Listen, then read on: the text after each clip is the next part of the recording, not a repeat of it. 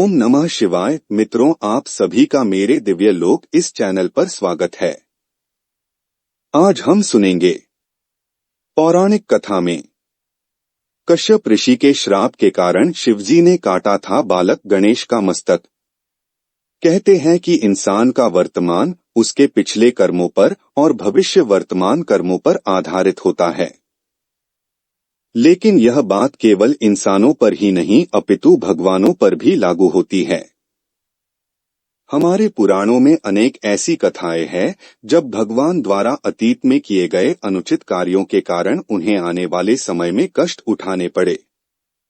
ऐसी ही एक कहानी भगवान शंकर से संबंधित है, जब उन्हें कश्यप ऋषि द्वारा दिए गए शाप के कारण अपने ही पुत्र गणेश का मस्तक काटना पड़ा।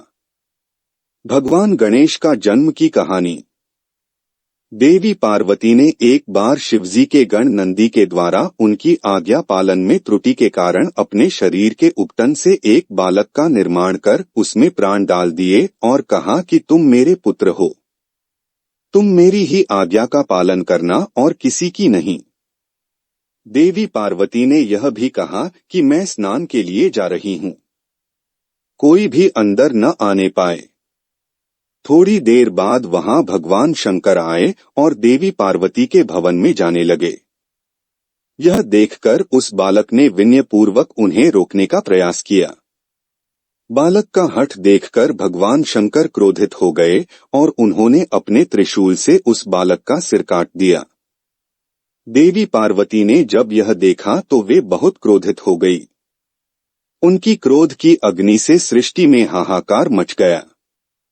तब सभी देवताओं ने मिलकर उनकी स्तुति की और बालक को पुनर्जीवित करने के लिए कहा। तब भगवान शंकर के कहने पर विष्णु जी एक हाथी का सिर काट कर लाए और वह सिर उन्होंने उस बालक के धड़ पर रखकर उसे जीवित कर दिया। तब भगवान शंकर व अन्य देवताओं ने उस गजमुख बालक को अनेक आशीर्वाद दिए। देवताओं ने गणेश, गणपति, विनायक, विघ्नहर्ता, प्रथम पूज्य आदि कई नामों से उस बालक की स्तुति की। इस प्रकार भगवान गणेश का प्राकट्य हुआ। कश्यप ऋषि ने दिया था शिव जी को शाप। ब्रह्मववर्त पुराण के अनुसार एक बार नारद जी ने श्री नारायण से पूछा कि प्रभु, आप बहुत विद्वान हैं और सभी वेदों को जानने वाले हैं। मैं आपसे ये जानना चाहता हूँ कि जो भगवान शंकर सभी परेशानियों को दूर करने वाले माने जाते हैं, उन्होंने क्यों अपने पुत्र गणेश की के मस्तक को काट दिया। यह सुनकर श्री नारायण ने कहा, नारद, एक समय की बात है। शंकर ने माली और सुमाली को मारने वाले सूर्य पर बड़े क्रोध में त्रिशूल से प्रहार किया। सूर्य भी शिव के समान तेजस्वी और शक्तिशाली था, इसलिए त्रिशूल की चोट से सूर्य की चेतना नष्ट हो गई। वह तुरंत रथ से नीचे गिर पड़ा। जब कश्यप जी ने देखा कि मेरा पुत्र मरने की अवस्था में है, तब वे उसे छाती से लगाकर फूट फूट कर विलाप करने लगे।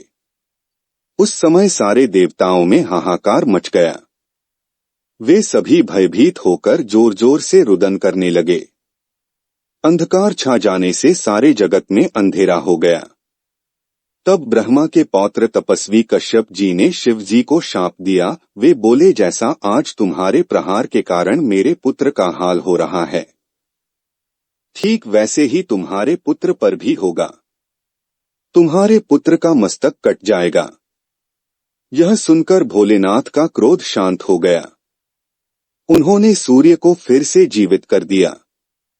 सूर्य कश्यप जी के सामने खड़े हो गए।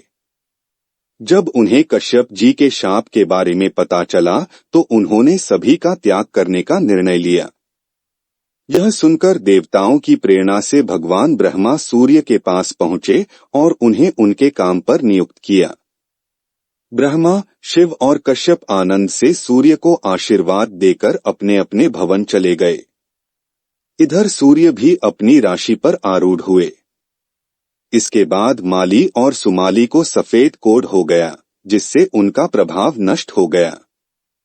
तब स्वयं ब्रह्मा ने उन दोनों से कहा, सूर्य के कोप से तुम दोनों का तेज खत्म हो गया है, तुम्हारा शरीर खराब हो गया है। तुम सूर्य की आराधना करो। उन दोनों ने सूर्य की आराधना शुरू की और फिर से निरोगी हो गए। इसी तरह से आपको कथाएं इस चैनल में सुनने को मिलेंगी, तो इस चैनल को सब्सक्राइब कीजिए। धन्यवाद।